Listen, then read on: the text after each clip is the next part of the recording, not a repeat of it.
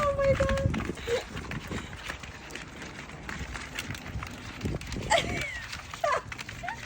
That's the cutest thing ever.